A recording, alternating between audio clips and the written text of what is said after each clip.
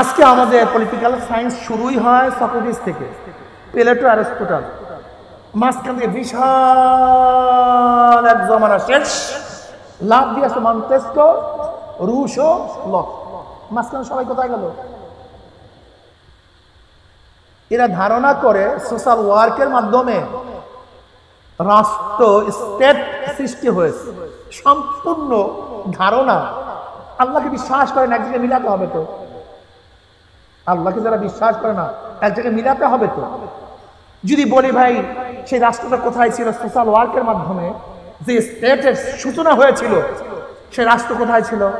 সেখানে সদস্য কয়জন ছিল? প্রেসিডেন্ট কি ছিল? প্রাইম মিনিস্টার কে ছিল? অর্থমন্ত্রী কি ছিল? সেখানে সদস্য সংখ্যা কত ছিল? যদি প্রশ্ন করি, কেউ জবাব দিতে পারবেন? বলেন। ধারণা সোশ্যাল ওয়ার্কের মাধ্যমে স্টেটের কি হয়ে গেছে? সৃষ্টি হয়েছে। অথচ আল্লাহ পাক কি বলেন? ইন্নী জাইলুন ফিল আরদি খলিফা, আমি দুনিয়াতে আমার প্রতিনিধি সৃষ্টি করতে চাই। তার মানে আদম আলাইহিস সালাতু ওয়াস সালাম আসছেন দুনিয়াতে রাষ্ট্র গঠন করার জন্য। আর তোমরা কোথায় সক্রেটিস, কোথায় প্লেটো, কোথায় অ্যারিস্টটল, কোথায় মন্তেস্কো, কোথায় রুশো, কোথায় লক, কোথায় আব্রাহাম লিঙ্কন, কোথায় কার্ল মার্কস, কোথায় মাও সেতুং। এই চিন্তা মাথার মধ্যে ঢুকতে ঢুকতে তোমার মাথা খারাপ হয়ে গেছে। অথচ মুসলমান ইসলাম সম্পর্কে গবেষণা নাই, চিন্তা নাই, ভাবনা নাই। সারাদিন চিন্তা করি ডেমোক্রেসির আর কিচ্ছু হবে না, মানুষের কল্যাণ আসবে না, government of the people, for the people, by the people, বাস এছাড়া দ্বিতীয় মুক্তির কোনো আশা নেই। কেউ তো কমিউনিজম নিয়ে আসছে, কেউ সোশ্যালিজম নিয়ে আসছে, কেউ ক্যাপিটালিজম নিয়ে আসছে, কেউ সেকুলার নিয়ে আসছে। কিন্তু ইসলাম কি যদি প্রশ্ন করি মুসলমানের বাচ্চার কাছে, জানি না। ইসলাম মানে তো সম্প্রদায়, মাথা মধ্যে ঢুকাই দিই। ইসলাম মানে যদি গাধাকে প্রশ্ন করে সাম্প্রদায়িক কাকে বলা হয় তুমি কি জানো? সাম্প্রদায়িক শব্দের অর্থটা কি? সাম্প্রদায়িক কি জিনিস? বরং তুমি যে আমার কাজের উপরে বাধা দিচ্ছ, তুমি তো বড় সাম্প্রদায়িক। কি কথা ঠিক না? তুমি আমার ধর্মের উপরে বাধা দিচ্ছ, আমার কাজের উপর বাধা, এই কিন্তু সাম্প্রদায়িক। সাম্প্রদায়িকতা নিজেই থাকবে, অন্য কাউকে কোনো কাজ করতে দিবে না, এটা সাম্প্রদায়িকতা। তা তুমি আমাকে বাধা দিচ্ছ কেন? তুমি তো বড় সাম্প্রদায়িক।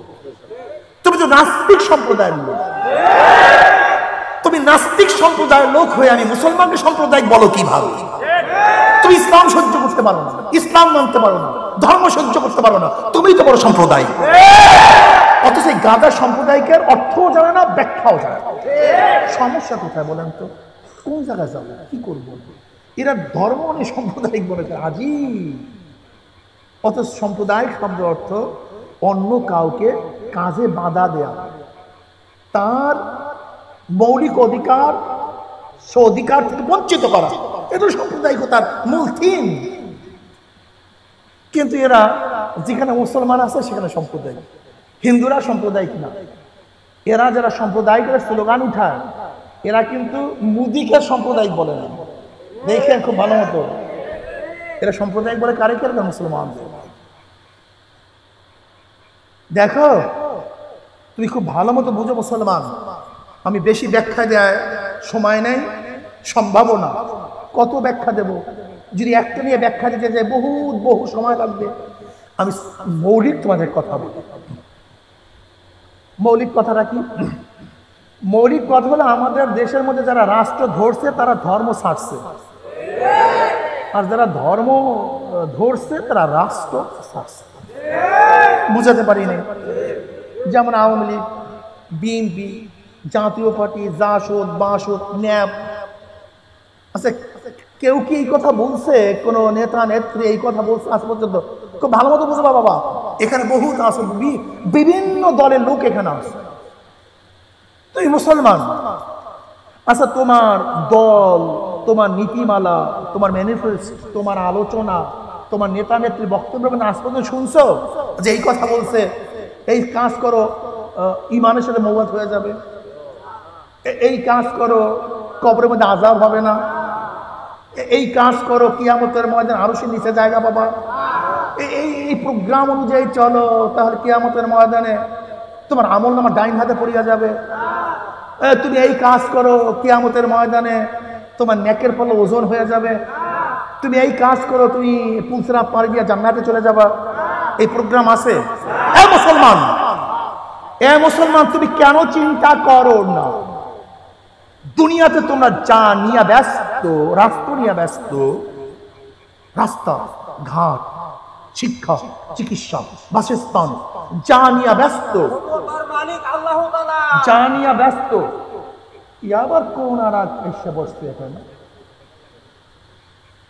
তুমি যা নিয়ে ব্যস্ত, এই কাজগুলি আমার মধ্যে না থাকলে তো আমি মারা যাবে নাকি? কি কথা বলেন না কেন? যদি আমি খাই তাহলেও, না খাইলেও, সুখে থাকলেও, দুঃখে থাকলেও, যে ঔষধ বানাইছে সেও নাই, যে দোকানদার বিক্রি করছে সেও নাই, যেই ডাক্তার প্রেসক্রিপশন করছে সেও মারা গেছে, যেই রোগী সেবন করছে সেও মারা গেছে, যেই জজ ফাঁসি রায় দিচ্ছে সেই জজও নাই, যেই জল্লাদ কার্যকারী করছে সেও নাই, যাকে কার্যকারী করছে সেও নাই, বাদশাও নাই, প্রজাও নাই, ফকির নাই, ধনী নাই, শিক্ষিত নাই, মূর্খ নাই। আমি বিশ্বাস করি এই জিন্দিগি কিছু না, স্বপ্নের এক জিন্দিগি। এর পরবর্তী এক জিন্দিগি শুরু হবে, যার শুরু আছে শেষ নাই। তোমার দল, তোমার নেতা, তোমার ম্যানিফেস্ট, তোমার পরিচিতি সেই জিন্দিগি সম্পর্কে কোনো আলোচনাই করে নাই। সেটা মুসলমানের দল হয় কিভাবে? মুসলমান সেই দল করে কিভাবে? আমাকে বলো তো, আমাকে বলো বাবা। অথচ আমরা যে জিনিসগুলো নিয়ে এত ব্যস্ত, হাজারো মানুষ ইচ্ছা করি এইগুলি গ্রহণ করে না। বেদে বেদে সম্প্রদায়, বেদে সম্প্রদায় যারা নদীর মধ্যে থাকে, আছেন এরকম? এরা তো তোমার এই রাষ্ট্র নিয়ে, চিকিৎসা, শিক্ষা, অমুক তমুক এমনি নিজের থেকে অ্যাবাউট করছে। এরকম হাজারো মানুষ যারা জঙ্গলে থাকে অ্যাবাউট করছে, হাজারো টোকাই আমাদের দেশে আছে যারা অ্যাবাউট করছে, হাজারো পাহাড়ি মানুষ অ্যাবাউট করছে। তার মানে এতে ইচ্ছা করি অ্যাবাউট করছে হাজারো মানুষ। তুমি যেইটা নিয়ে এত নাচানাচি করো, ধরে নাও গোটা দুনিয়ার মধ্যে একটা গাড়িও নেই, একসময় ছিল না। গোটা দুনিয়ার মধ্যে একটা পাকা রাস্তা নাই, একসময় ছিল না। গোটা দুনিয়ার মধ্যে একটা ট্রেনও নাই, একসময় ছিল না। গোটা দুনিয়ার মধ্যে আজকে বিজ্ঞানীদের যে উন্নয়ন হয়েছে, যদি 500 বছর আগে কিছুই ছিল না, তাহলে মানুষ বাঁচতো না, সুখে থাকতো না, আরো বেশি বাঁচতো না, তাদের হায়াত অনেক বেশি ছিল, তাদের হায়াত। তুমি যেইটা নিয়ে ব্যস্ত সে তোমাকে উপকার করতে পারে নাই, বরং তোমার মধ্যে সমস্যা সৃষ্টি করছে। আজকে জলবায়ুর যে অবস্থা চলতেছে, জলবায়ুর যে অবস্থা, এই বিজ্ঞানীদের কারণে এই জলবায়ুর এই অবস্থা, তাদের কারণে, কথা ঠিক না? আজকে যত মানুষ অ্যাক্সিডেন্ট হয়ে মারা যাচ্ছে, এটা বিজ্ঞানীদের কারণে। আজকে পরকীয়া প্রেমের কারণে কোন বউ নিরাপদ না, কোন স্বামী নিরাপদ না, এও তো ওই বিজ্ঞানীদের কারণে। কি কথা ঠিক না? উপকার হয় না তা বলছি না, ক্ষতিও কম হয় নাই।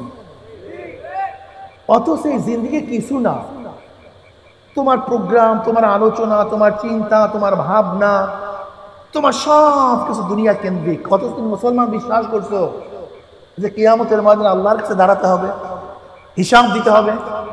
ওয়াসিরু কাওলাকুম আও ইযহারু বিহি ইন্নাহু আলিমুন বিযাতিস সুদূর। আমি যা গোপন করি, যা প্রকাশ করি, সব আল্লাহ জানেন। আমি যদি প্রশ্ন করি, তুমি কি একদিনই চিন্তা করছো তোমার মৌয়াত কি ইমানের সাথে হবে না বেঈমানের সাথে হবে? এই চিন্তা করছো তোমার কবরে আযাব হবে কি হবে না? কিয়ামতের ময়দানে নাজাত পাবা কি পাবা না? আমলনামা ডাইন হাতে পড়বে না বাম হাতে পড়বে? পুলসিরাত পাড়িতে পারবা কি পারবা না? এই চিন্তা তুমি একদিনও করোনি। তুমি ধ্বংস করছো নিজেকে, তুমি নিজেকে ধ্বংস করছো। তোমার এই দুনিয়ার মোহ, তোমার শিক্ষা, তোমার সংস্কৃতি, তোমার পরিবেশ তোমার ধ্বংস করে ফেলছে।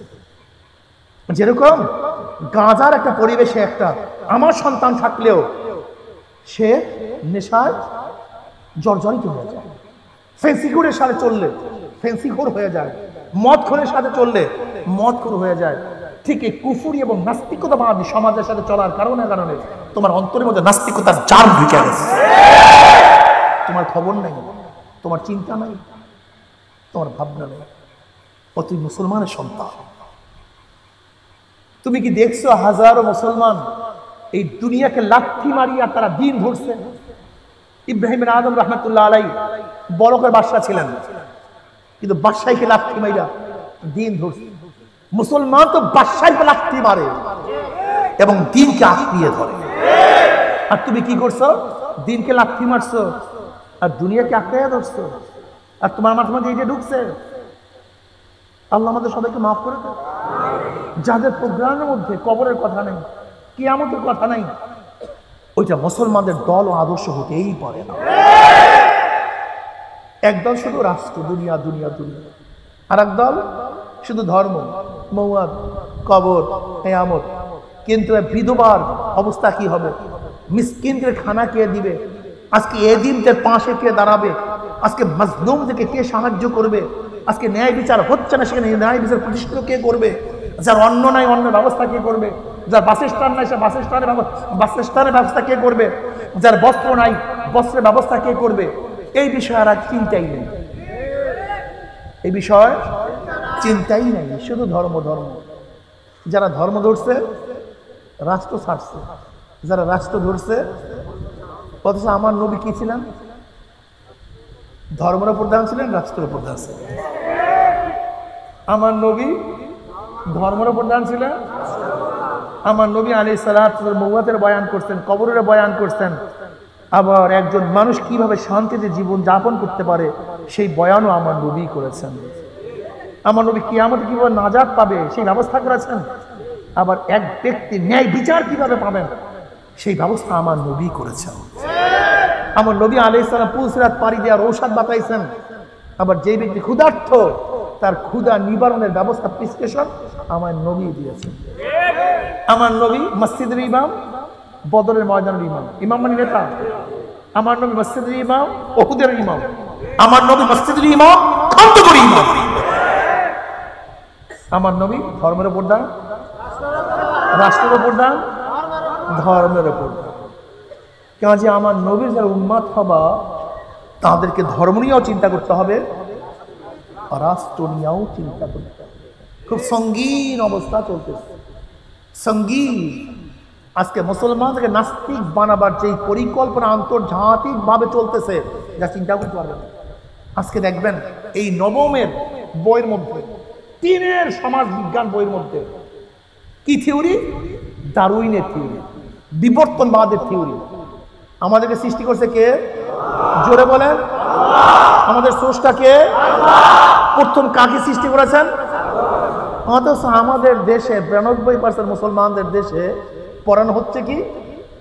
আমরা কীট থেকে, কীট, প্রথম কীট থেকে সৃষ্টি, কীট থেকে, পোকার থেকে ব্যাঙের সৃষ্টি, ব্যাঙের থেকে বানরের সৃষ্টি, বানরের থেকে মানুষের সৃষ্টি।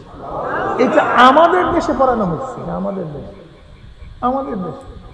ব্যাস, যদি কোনো বাচ্চার মাথার মধ্যে একবার ঢুকে দি অরিজিন অফ ম্যান, মানুষের আদি উৎস কি?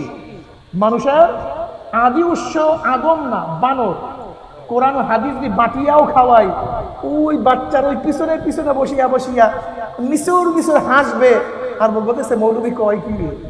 মৌলবী কি ডারউইনের থিওরি পড়ছে, বিজ্ঞান সম্পর্কে জানে? এই মৌলবী কোনোদিন পড়াশোনা করছে? এই মৌলবীতে কোরআন হাদিস মোল্লা সাজছে, কি জানে? আমার মুসলমান বাচ্চারা, আমি বয়ান করব আর ওই পিছনে বসে টিটকারি করবে। আমার মুসলমানের বাচ্চা, ওর মাথার মধ্যে এটা ঢুকানো হচ্ছে। কারবারটা কেমন? যেমন নবী আলাইহিস সালাতু ওয়াস সালাম ভালো ছিলেন না খারাপ ছিলেন? কথা বলেন, আসতে বলেন না। তাইফের ময়দানে যুবকরা তার মাথার মধ্যে ঢিল মারছিল কেন বলেন তো? ওই মুরব্বীরা ওদের মাথার মধ্যে ঢুকাইছে খারাপ লোক। লোকটা ভালো না খারাপ? যখনই যুবকদের মাথার মধ্যে ঢুকানো হয়েছে লোকটা খারাপ, তখন ঢিলা মারা শুরু করছে। ঠিক আজকে আমার যুবক সন্তানদের মাথার মধ্যে ঢুকানো হচ্ছে ধর্ম কিচ্ছু না, আলেমরা কিচ্ছু না, এরাই দেশটা শেষ করলো, দেশটা খাইল, এরাই সব কিছু করলো। বুঝছেন? খুব পরিকল্পিত বুঝাতে পারি। আচ্ছা বলেন তো, আজকে যদি আমি কালীর প্রশংসা করি, কালীকে পূজা করলে এই ফায়দা, এই লাভ, ওই লাভ, আগামীকাল থেকে কালী পূজা কে কে করবেন? কেন? কারণটা কি বলেন তো? করবেন না কেন? কি নাই? বিশ্বাস নেই। প্রথমে বিশ্বাস, তারপর কাজ। ফার্স্ট বিশ্বাস, তারপর কাজ। কালীর বিশ্বাস থাকলে তো পূজা করবেন, বিশ্বাস না থাকলে যতই ফজিলাত বয়ান করব আপনারা সবাই হাসবেন, হুজুর কি পাগল টাগল হয়ে গেল? হুজুর কালীর প্রশংসা করতে থাকেন, কালীকে শ্রদ্ধা করার কথা বলতে থাকেন। কারণটা কি ভাই? আপনারা হাসবেন কেন? কি কথা বলেন না কেন? ঠিক তদ্রুপ কোরআন ও হাদিসের উপরে যদি আমাদের বাচ্চাদের বিশ্বাস উঠায় দেওয়া যায়, যদি বিশ্বাস উঠায় দেওয়া যায়, তখন আমরা যতই কোরআন ও হাদিসের বয়ান করব ও মৃত্যুর মিসকি হাসবে। অনেক কঠিন মাসালা, অনেক কঠিন। এর জন্য আমাদের মুসলমান সন্তানদেরকে খুব সতর্কতার সাথে কাজ করতে হবে।